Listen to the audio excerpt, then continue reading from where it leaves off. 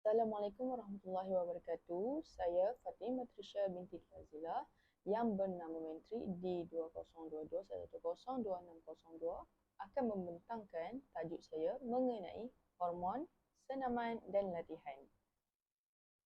Definisi bagi hormon adalah utusan kimia yang menyelaraskan fungsi yang berbeza dalam badan. Beberapa kelenjar, organ dan tisu membuat dan mengeluarkan hormon. Kebanyakannya adalah untuk membentuk sistem endokrin. Hormon juga ialah bahan kimia yang menyelaraskan fungsi berbeza dalam badan yang membawa mesej melalui darah anda ke organ, kulit, otot, tisu dan lain-lain. Isyarat ini memberitahu badan anda apa yang perlu dilakukan dan bila untuk melakukannya. Hormon adalah penting untuk kehidupan dan kesihatan kita semua. Hormon dan kebanyakan tisu, terutamanya kelenjar yang mencipta dan melepaskannya untuk membentuk sistem endokrin. Hormon mengawal banyak proses badan yang berbeza.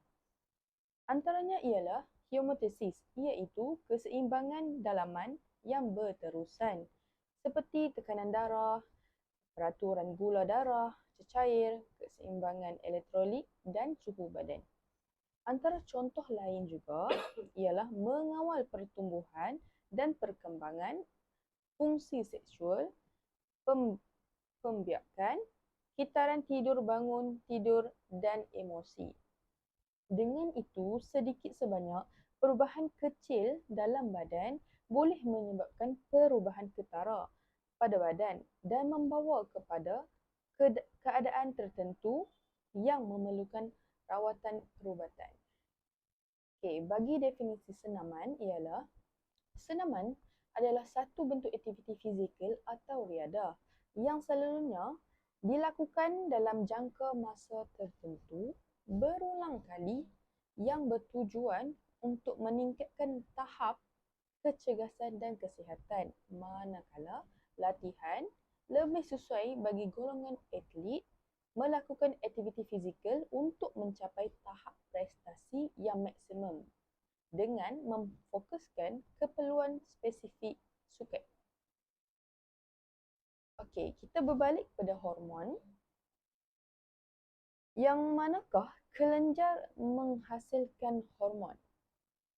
Kelenjar ialah organ yang membuat salah satu atau lebih bahan seperti hormon, jus pencernaan, peluh dan air mata.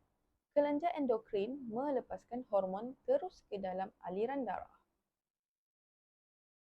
Antara kelenjar tersebut ialah hipotalamus, iaitu hipotalamus ialah kawasan kecil otak yang bersambung dengan kelenjar pituitari melalui tangkai pituitari. Ia mengeluarkan beberapa hormon yang mengawal kelenjar pituitari. Antara penghasilan hipotalamus ialah hormon kartilotropin, dopamin, gonadotropin dan oksitosin.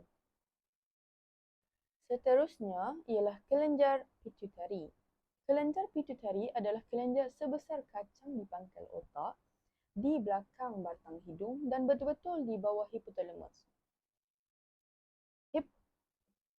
Ia terdiri daripada dua lobus, iaitu lobus posterior dan anterior. Kelenjar pituitari mengeluarkan beberapa hormon dan kebanyakannya mengawal fungsi kelenjar endokrin yang lain. Pituitari anterior mengeluarkan 6 hormon, iaitu hormon adrenokortikotropik yang dikenali sebagai ACTH, hormon perangsang folikel yang dikenali sebagai FSH, hormon pertumbuhan iaitu GH dan hormon luteinizin iaitu LH. Okey. Kelenjar yang terakhir ialah kelenjar thyroid. Kelenjar ini kecil, berbentuk rama-rama yang terletak di bahagian leher anda di bawah kulit anda. Tugas utama thyroid ini adalah untuk mengawal metabolisme badan. Antara hormon yang dikeluarkan oleh thyroid adalah tirosin, tirodotironin dan kalsitonin. Persoalan yang kedua ialah apakah yang menyebabkan hormon tidak seimbang di dalam badan? Keadaan atau kemungkinan penyebab kepada ketidakseimbangan badan ialah tumor atau ketumbuhan lain, kerosakan pada kelenjar endokrin, keadaan autoimun, mutasi gen keturunan iaitu perubahan menyebabkan masalah dengan fungsi kelenjar endokrin. Seterusnya, persoalan yang ketiga, bagaimanakah cara untuk membaiki ketidakseimbangan hormon di dalam badan kita? Antara salah satunya ialah dengan bersenam dengan kerap. Ia akan membantu mengimbangi hormon seperti kortisol, insulin, hormon thyroid dan hormon seks anda.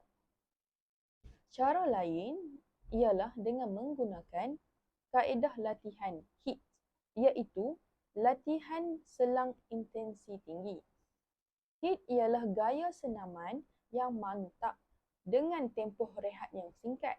Ia sangat membantu untuk mengimbangi hormon dalam badan kita. Okeylah, kita sudah sampai di penghujungnya. Kesimpulan bagi tajuk ini ialah kesimpulannya ialah untuk mengekalkan keseimbangan hormon yang baik, kita haruslah sentiasa melakukan senaman atau latihan dengan kerap dan konsisten. Semoga bermanfaat. Terima kasih.